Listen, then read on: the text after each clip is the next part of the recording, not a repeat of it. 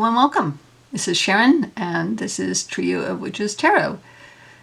So today I have 5 decks that are illustrated by Caroline Smith, and most of them are by Caroline Smith and John Astrop, with the exception of the Mystic Tarot, which is the Mystic Meg Tarot, but all of the rest of them are by the both of them. So they, 2 of them are what we think of as traditional tarot. The Runic Tarot is really an oracle because it, or its own tarot system, if you want to look at it that way. It doesn't even have the same number of cards. I think there's 76, but we'll get into that.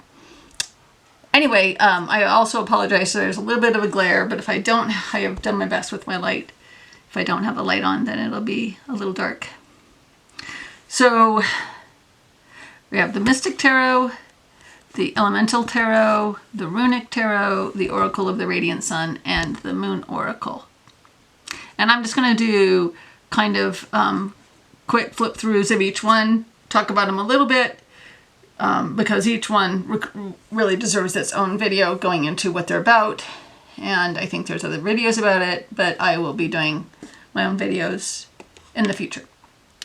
So anyway, let's switch to a single one. Okay, so the Runic Tarot comes with a book. Where is the, what did I do with the box? Oh, hold please. Okay, so this comes in this crazy arrangement that the Elemental Tarot did too, where the book is connected to the box somehow, which I don't remember because I cut it out. So it was connected, I think, here. And the amount that I disliked that was a lot. So anyway, I created this little box out of it using like this little magnet thing. And I was going to keep the cards in here, but then they have to be side by side. I gave up on that idea. Still have this silly little box thing I created. Anyway. Why do I have so many Caroline Smith decks? Well, one, they cover a range of topics I'm interested in and don't know much about. This one, runes, and a lot of pagan mythology. And 2, I just love her artwork. I love this art style. So the Runic Tarot, let's look in the book. So we have the runes, which no idea how to pronounce, and then the minor arcana are divided up into 4 seasons. And they do not have 14 cards per season. I think they have 13 per season. So it's probably a 74 card deck. Oh, well, maybe it's 76 because we have 2 extra, now I'm looking at this, 2 extra major arcana in the runes. So the major arcana are runes. It has some layouts in the book and then a lot of information. And then it talks about in depth about each card. So I honestly haven't used this much at all other than kind of like starting to study it. I am not sure how I would ever use this as a tarot in the sense of what I know tarot as, but as an oracle, it would be awesome. And, you know, on its own, using it as an oracle, which I don't normally do. I usually use oracle cards in combination with tarot cards. I can see using it on its own that way. And it also has astrology, a lot of astrology. I think almost, if not all of these decks, almost all of these decks incorporate a lot of astrology, which is something that I also want to learn about, and which I have, which is another reason I have these decks. So that is the book for the Runic Tarot. So let's do a very quick flip through of the cards of the Runic Tarot. So the cardstock is not awesome, super cardboardy. The backs are kind of fugly. Yeah, so I love this Celtic knot on the back. I do not like that this is copyright Caroline Smith. I had a separate, I mean, this is an out of print deck, so it wasn't super expensive, but it also wasn't cheap. And I had a previous copy, which I have the cards somewhere handy, which I tried to reback. I don't know where the cards are. And I effed that up. And then I tried to trim it, and then I effed that up. And so now I have a new deck. And I'm not going to touch the backs, even though I hate them. I hate that it says copyright on it. And this deck is from 2003, which you can see there. The lighting in here is, on my camera, is showing this deck as the backs is darker than they actually are. They're more of a forest green, not quite as dark as you are seeing it.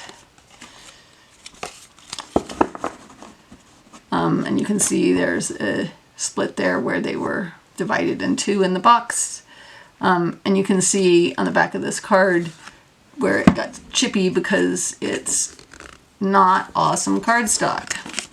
You can riffle shuffle it though, and the size of them is totally manageable. So if we compare it to I think it's a little bit shorter. Yeah, same width and shorter. So it's a nice size card for someone who likes smaller cards. I am not going to attempt to pronounce any of these. And we're just gonna kind of flip through really quick so you can see what it looks like. And maybe you can find it.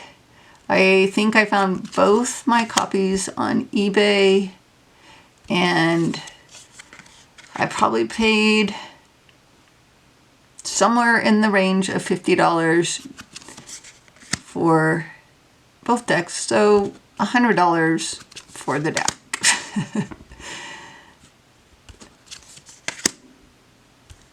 And I'm trying to remember now my first, like I only have one copy of the guidebook handy right here, but I must have 2 copies of the guidebook somewhere since I have 2 copies of the deck. I love the use of all of these knots.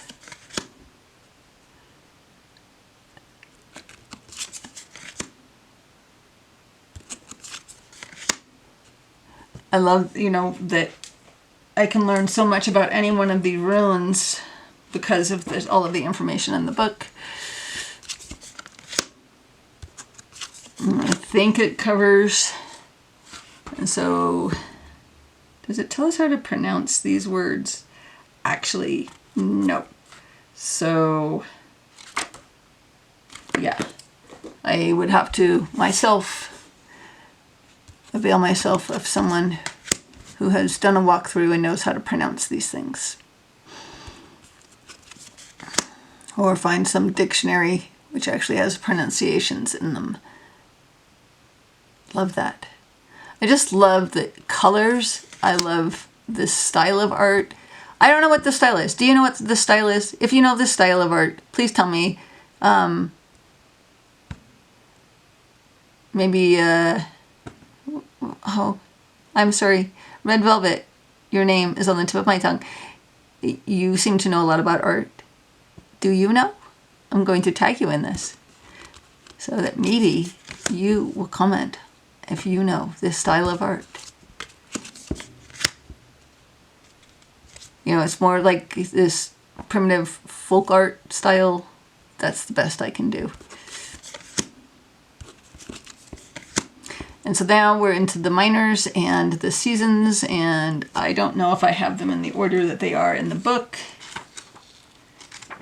It starts with Imbolc. So I am not going in the order that's in the book. I just tried to put this in some order without referencing the book.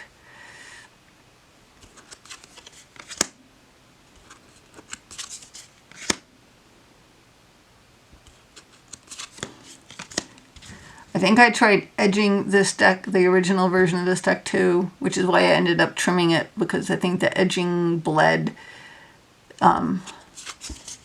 It was just a series of unfortunate events.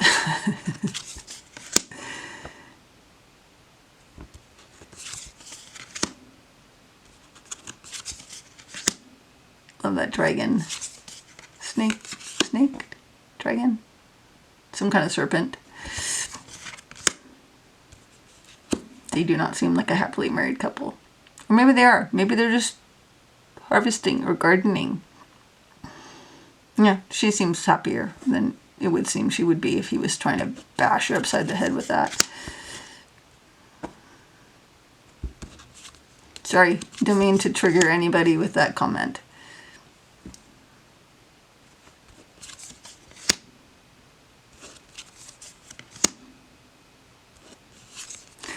And I'm not sure if the book, now that I want to look back.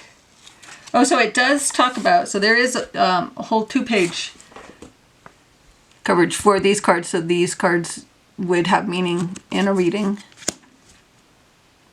So you can think of them as the 0, I guess.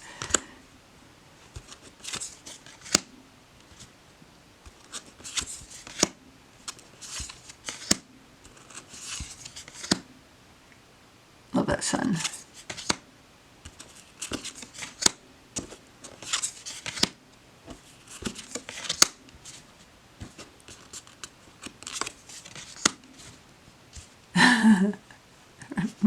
Makes me think of Monty Python every time. There, would you get that?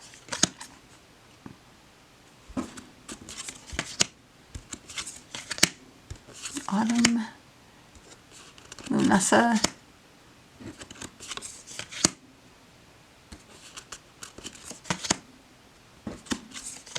So they do have, if you haven't already noticed, a lot of associations, a lot of symbology around the card, and they do have keywords. So,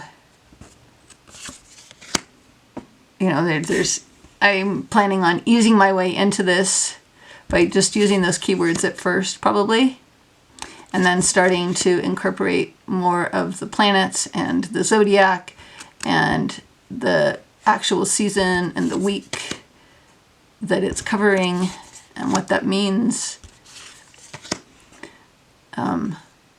I have learned that, love that that's a salmon. I've learned not to overwhelm myself anymore with trying to learn everything all at once. Love that it's a labyrinth. Love this stormy card.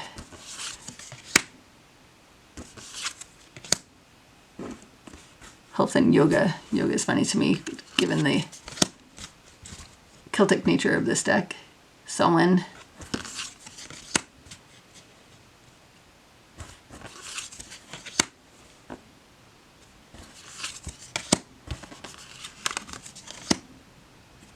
So maybe you're new to some of this, like these Celtic seasons. So they are, I can't pronounce the runes, but it's Imbolc, is how you pronounce that, and Beltane.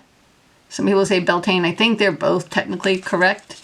And then Lunasa and Samhain. Okay, so next let's do the Elemental Tarot. So the Elemental Tarot is, as I understand it, again, this was a book that was connected to the box and I ended up cutting it off and I did not save that box. And the cards were very large and very flimsy and I trimmed them and I did back them with clear contact paper, which you'll see momentarily. I think this is more of a cloth-based deck, if I remember correctly. So there's, again, a lot of information in this little book to learn about gods and elements and astrology.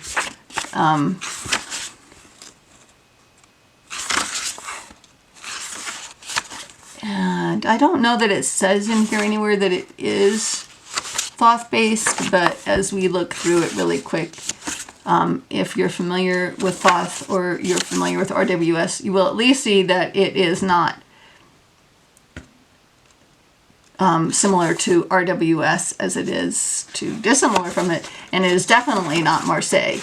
It could just be its own thing, but it feels very Thothy to me. Anyway, again, each card, lots of info about the card and the planets and the astrology associated with it. And then I think the majors are, where are the majors? Let's find the majors. Here they are. So the exact same amount of information is afforded the majors and the minors. And very small black and white pictures. That is the book. And I am not sure, who is the publisher? St. Martin's Griffin. Right there is the publisher. And I think they're the same publisher for all of their books. No. Okay, so maybe that explains it. Maybe the St. Martin's did this weird book connected to a box thing. And then the other ones, which are by other publishers, are not at. So, here is the tarot. Those are the backs. Even trimmed, it is still wider, but the same height as a regular tarot. It was taller as well before. I don't have an example, but trust me, it was bigger. And it had, I don't even remember what color border on it. And this was before I even had a corner render. I think this is one of my very first mods, and I used nail clippers for the corners because they were very sharp. It has some key phrases and a keyword. And then you have your associations here, and I'm not sure what this little shape on the bottom is. Oh, spirit. Okay, so this is the element, and this is the element of spirit. And then it has the number and the name. So there's a lot to guide you. This technically, okay, so this is not your typical Thoth Fool. It is not your typical Fool of any deck. So I guess we're just going to say it does its own thing.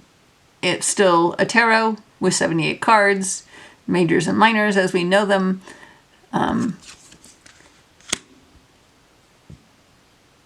But we definitely goes its own way. So we have Trickster for the Magician. We have Virgin instead of the High Priestess. Then we have Empress. But she's riding a tiger, which is very different. And something weird is happening with her nipples there. Look like bottle nipples. What the hell? Never noticed that. We got some little guy up here on the moon. And then the, oh wait, that's out of place. So the Emperor, at least he has normal nipples. The Pope almost feels like a Tower card. And then Choice instead of the Lovers, but still I see Lovers as choice, so that's okay.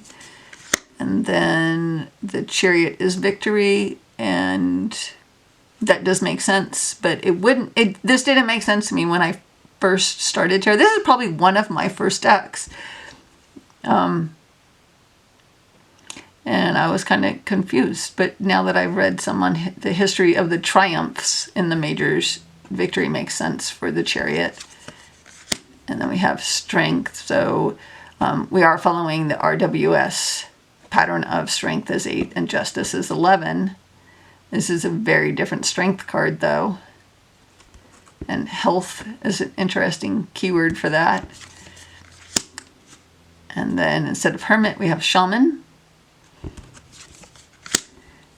And then instead of the Wheel of Fortune, we have Fate, but Fortuna, Fate, and change. That makes sense.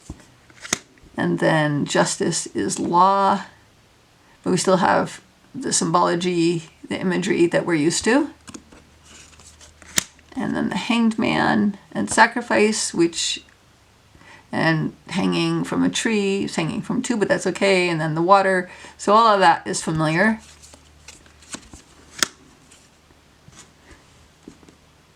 And then Death and Transformation. This guy back here makes me laugh. That's funny. Which is familiar. And then 14 is peace, and the keyword is justice, and it's usually temperance. So this is definitely a departure from any of the systems I know. And then we have the devil and desire. And then we have the tower. Love that it's some serpent coming out of the ocean. And the star. I really like this. So I have diverged from talking about the artwork, which throughout I am loving. I love this moon. It feels very Greek, doesn't it? The sun. An Ankh. That's an Ankh, right? Tell me if I'm right or wrong. I like that we have this lemniscate here, and we have the sun, symbol for the sun, and the moon there. And then judgment. Just kind of weird. It almost feels like a devil card. And then Aeon, which is where I was getting the and synthesis. This feels very thoughty to me. Okay, so now we have wands, which, so we have the fire symbol down here, and it's even color coded. But, you know, this is lightning. It's not our usual Ace of Wands by any stretch of the imagination. And then flame, and we have Ishtar, so we would have to read in the book what the heck is Ishtar, and what does Ishtar have to do with the Two of Wands. And this does start in the book.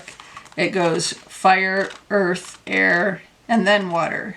So a different order again. Oh, it's the Mesopotamian goddess of love, which, okay, not how I think about the Two of Wands, but sure. And this certainly would add layers of understanding and ability to add another layer to other tarot decks. It is definitely a divergence, though.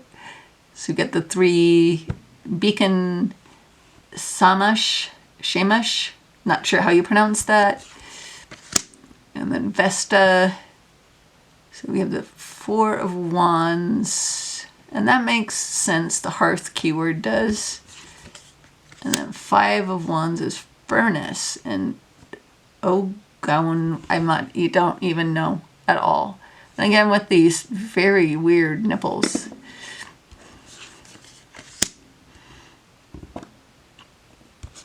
So we have, I'm noticing here that this, the name of the card, so I'm not sure, is this the name of the card or is this the name of the card? Let's see what it says in the book. Yeah, so this is like a, what is the right word? Some sort of event or artifact that words, I'm lacking the right words, that does relate back to fire. I mean, volcano makes sense. If you think about that in terms of the 8 of Wands, that kind of makes sense. You know, there's a lot of energy involved in a volcano. It almost feels like a tower card or a judgment card, though. Radiance.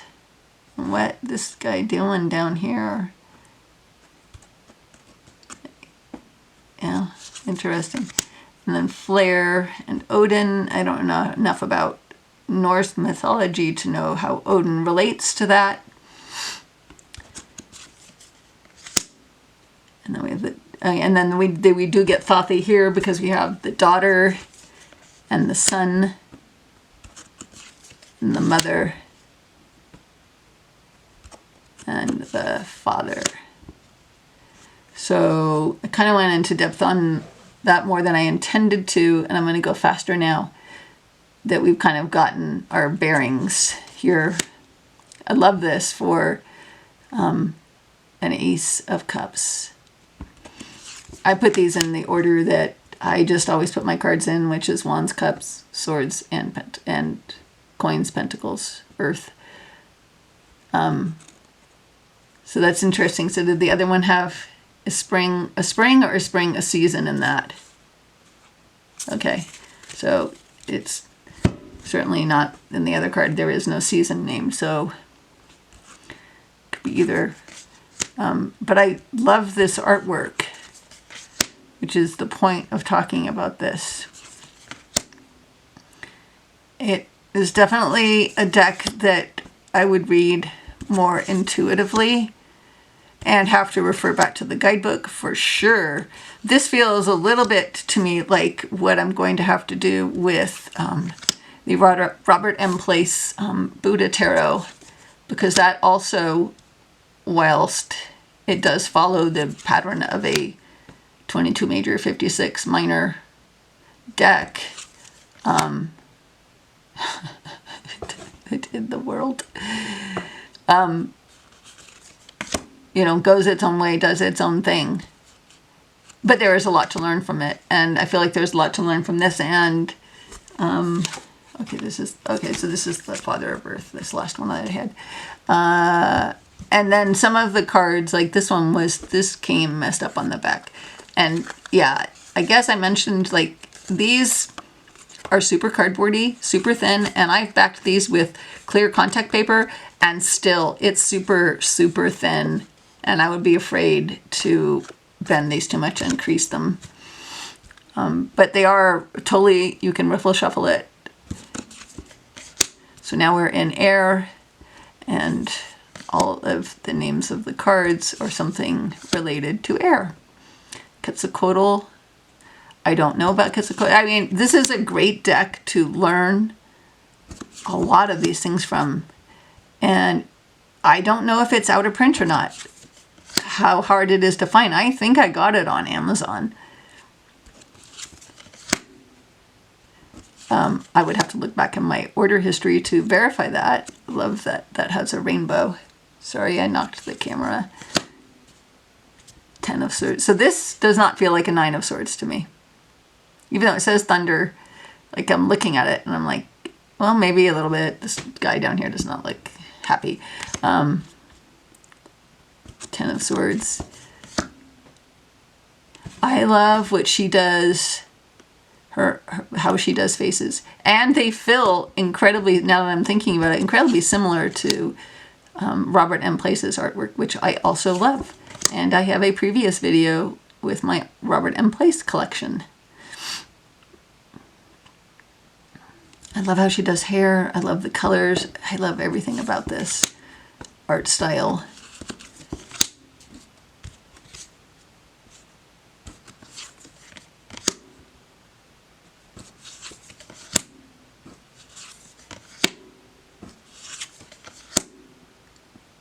This is Earth or Pentacles. But this is really, obviously, this is much more, I mean, it's the Elemental Tarot, so it is like taking each of these suits back to the element and talking about that element more than anything else. And I really haven't, I got this when I first started tarot, and it was too much for me to begin with.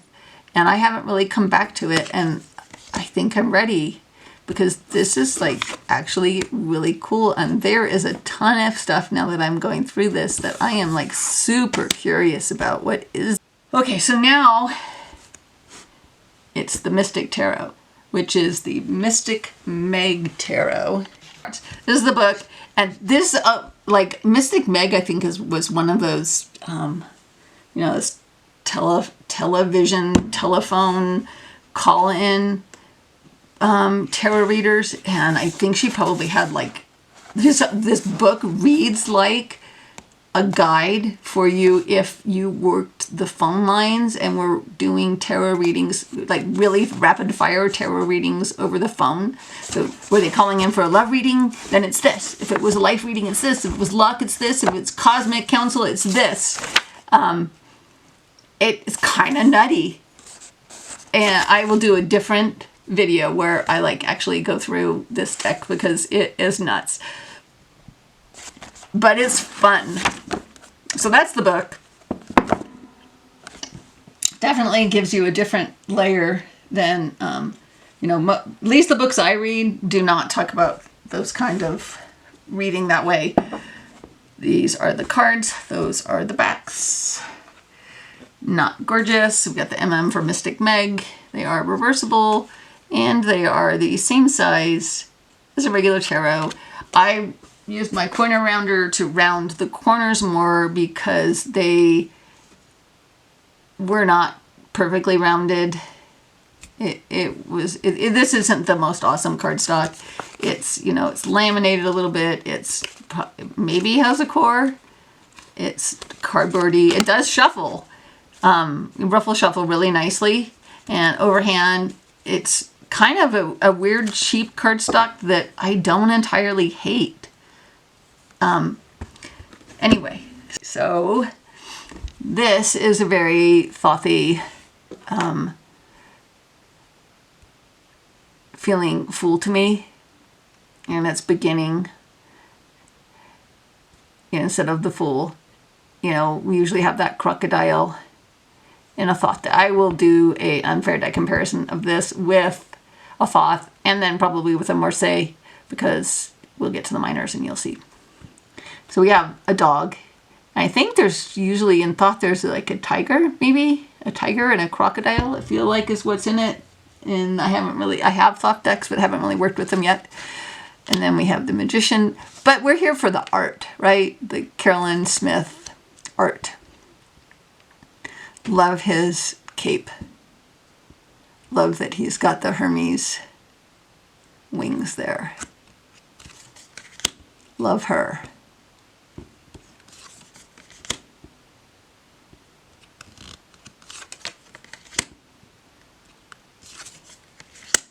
So now, if you weren't familiar with Caroline Smith and her art style, I think you are starting to see it is very distinctive, very much her. Love the chariot. You've got the dark and the light. And so we do have the Golden Dawn / Thoth. I'm pretty sure Thoth does Justice as 8. Oh, it's not called Justice, is it? So we do have a mashup. This is like a mashup of Marseille Thoth and RWS, which crazy. And the Hermit here, very different. Wheel. So she did like to throw in all this Egyptian stuff here. I tend to shy away from that. Personally, it's just my thing. Or not my thing, the Egyptian stuff. Love this strength card though. And we got some runes here. Maybe I should decipher those, see if they're really real runes. They seem like they are. And then 13, which is death, is not death here. And then temperance. Love that as a temperance card. And instead of the devil, we have temptation. But the imagery is very familiar to the RWS. And then the tower. I love these people. And the star. I love this star card. And the moon. Not my favorite moon. The sun I love. Judgment. And the world, very RWS. And then we get to the minors, which we're going to go through pretty quickly because they are, I don't know that I'd call them lazy, but they're very pippy. Maybe lazy, because it is just, but I think that this will be good for me in order to force me to start applying more numerology, exercising that numerology, learning the numerology better, really pounding it in my head. And then we have the Fire Princess. So again, we are kind of circling back on the Thoth. You know, this was very Marseille, maybe even, I mean, at least Marseille is a little bit more than this. This is, this is just, people like to call them lazy pips. But it will force me to work hard, which is a good thing.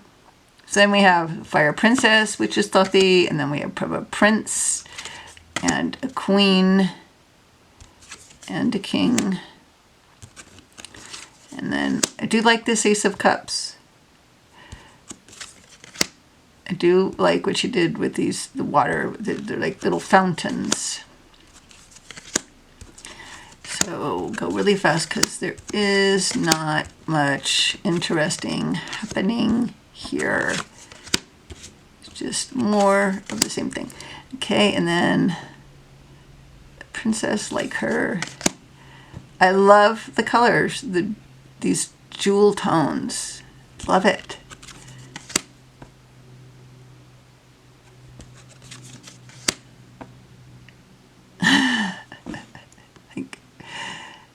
Is he wearing like some scaly skirt thing or something? Interesting. And then for air, we have birds, which is cool. I mean, that's different, right?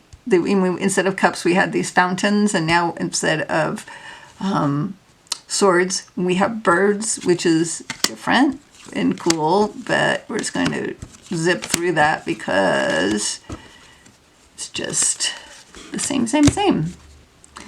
And then Princess. It's a little more pastel-y. I love it. Prince, Queen, the King. Like how they face each.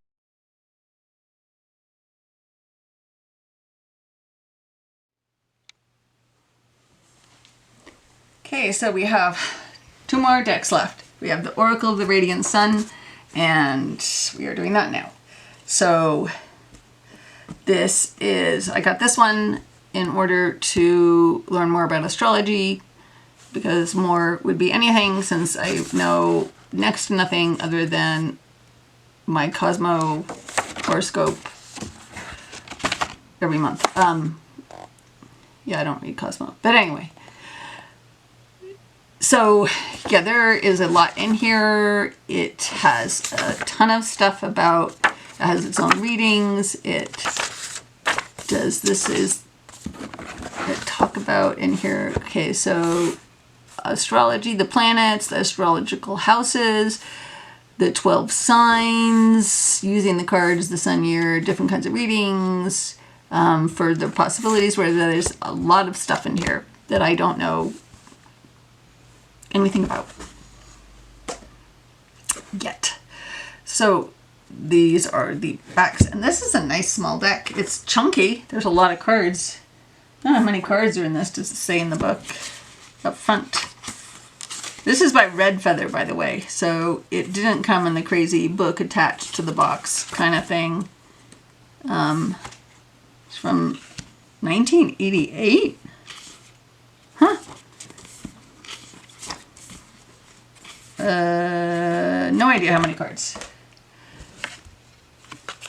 Much smaller than a traditional tarot. Like, might even be smaller than poker size. So let's flip it over, and I'm going to go really fast because we're really here just for the art. I'm going to zoom in.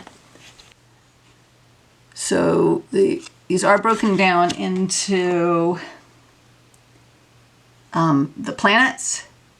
So we have a suit for each planet. Is that how can I remember? Yes. So this is the sun. This is the sun suit. And then we have the sun in whatever zodiac sign, I think is how it works. And they are the format of the artwork in the card for each suit is broken down differently. So you have this little bit on top and the arched part, and then this square down here. We have a keyword, we have the zodiac, we have the planet, we have a number, and this and this. I don't know what those are. So, and then we do have the color. So they are color coded within, love that, sun. Very distinctive again, Carolyn Smith. So we do have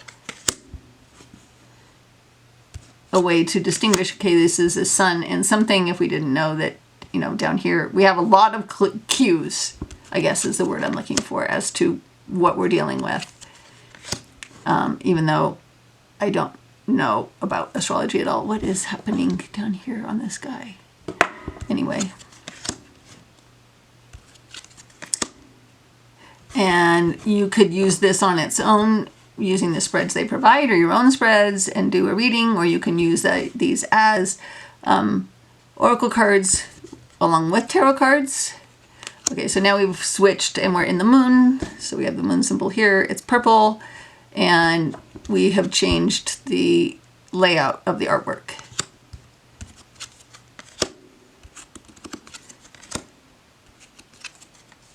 That's cool. And it feels very, what's the word I'm looking for? Vintage. The artwork in this one feels a little bit more vintage. It is like, this is not what I associate with Caroline Smith artwork. So it is a little bit of a departure, or if this is older, maybe this is earlier in her evolution of her art style. Okay, so now we've switched again, and what planet is that? Planet people, you know. The planet people know. The moon is Mercury. Okay, so now we have changed the format, the layout, the artwork again. And it does have a collage-y feel to it, for sure. Digital collage, I guess. Yeah, most of my collage is more analog collage, but this definitely looks like it's digital collage. I should include this in my collage decks collection when I do that video.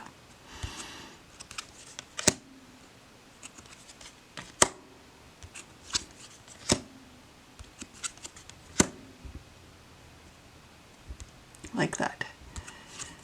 And now we switched again. Venus? Yes? No? Maybe Mars. Dang it. No, Venus. Venus, yes. I wasn't wrong. And instead of having this split image, it's just one big image in this planet's suit.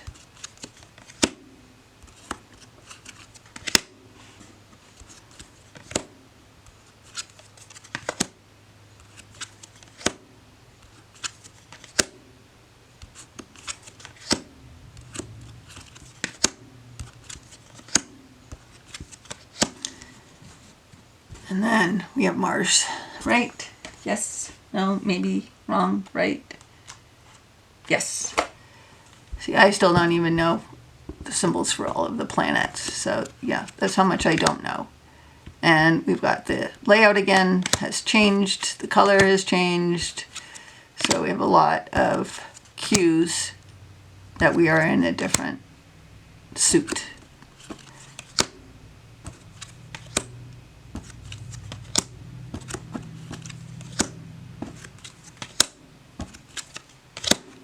And this one should know this one. I've been trying to memorize these. Jupiter. Okay, so that's the symbol for Jupiter, if you don't know like me. And layout, again, different color. I'm not sure how the layout ties back into the planet at all.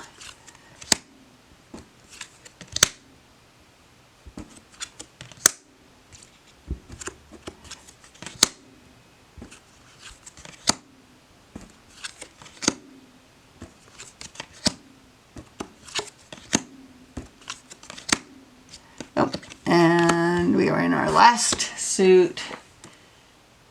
Which planet are we missing? Saturn? Yes, Saturn.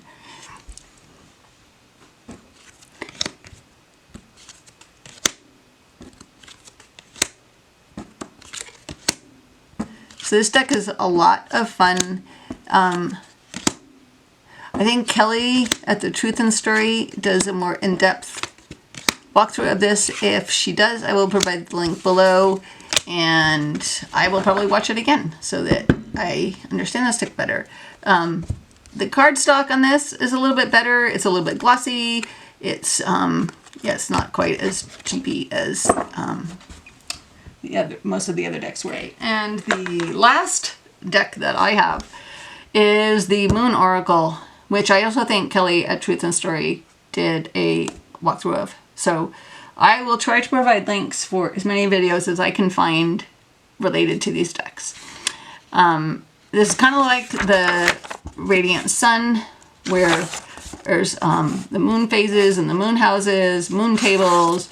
It talks a lot. I think there's a lot of astrology thrown in here, and this has a shit ton of information. And then so you have these charts back here that go all the way up to 2032, so you can figure out stuff that I don't understand yet. And then layouts, how to read, and then this part, the moon mansions. Okay, so we have the moon mansions and the moon goddesses. So let's look at the cards. Okay, so those are the backs, and they have some goddess on them, I'm going to assume, and she's got a stag, a deer, and some kind of a wild cat. And this is a much bigger deck, so bigger than, more like an oracle size. Not the most awesome cardstock, again, not as bad as some of them. Yeah, you might be hard pressed to riffle shuffle though.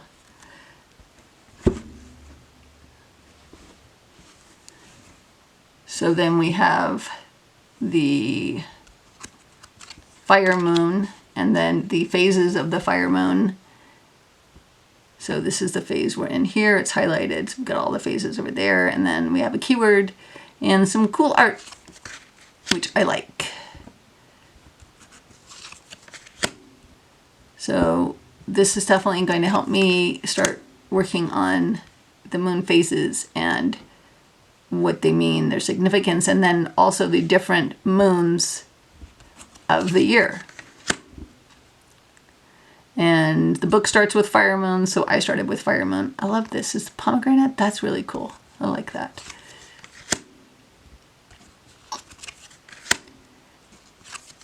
So we're not going to see much in the way of depictions of people or anything until we get through all of this, because it's more just kind of some imagery, symbology. Very pretty. You can get some intuitive hits off of it.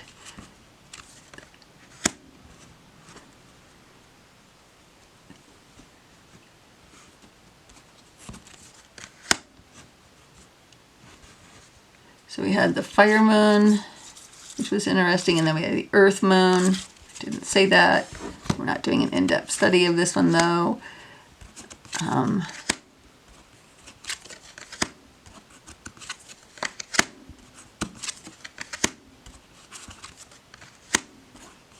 not sure what a balsamic moon is Black moon, I guess, is the new moon. The water moon.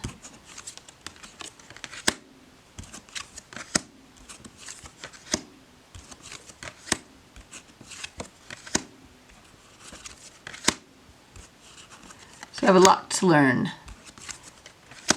Okay, so we made it through that. And so there was 4. So, oh, okay, so these are actually broken down into the elements, which I didn't realize until just now. So we had a fire, earth, air. So we had wands, basically wands, pentacles, swords, and cups, which is cool. And now we have the moon goddesses. And now is the real art that I am here for. So this is the backs. So it's Artemis on the back.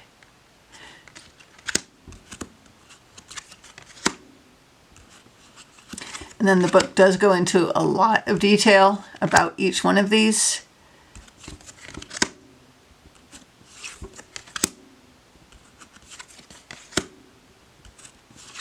And they seem to cover a lot of cultures. Love this Kali. I don't know why I love Kali. You know, her angry face and that she's blue. I love that she's blue for some reason. I should figure out why I love that she's blue. And now we have the moon mansions.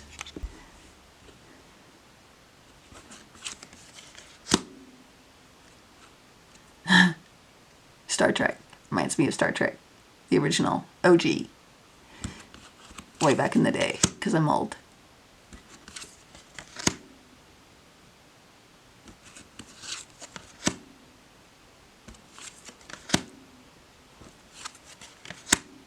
So again, you could use this as an oracle in combination with tarot. Although, you know, you would have to definitely, for some of these, have to go for either the intuitive hit or looking up in the book what the authors believe is the significance of any one of these cards. You definitely feel like there's a lot of some of these feel like a tie back into the tarot majors. And this feels like the Lovers. It's 15, and 15 is not the Lovers, but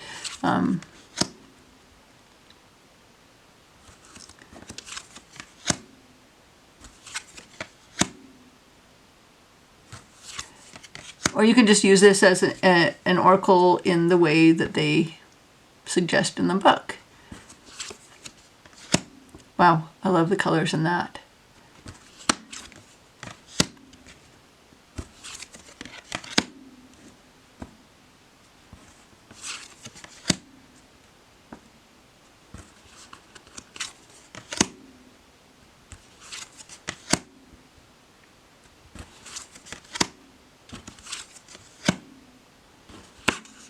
That's cool. So that is the Moon Oracle. So I hope you enjoyed that not so quick walkthrough of my Caroline Smith and John Astrop and Mystic Meg collection of cards. And don't forget to like and subscribe. And please comment below if you have any of these decks, if you work with any of these decks, if I said dumb things, if you know things that I had questions about, if you know things that I didn't have questions about, please, if you have resources or other videos that you know of or other channels that talk about any of these decks, I would love to hear it. So thanks again for watching and have a great day.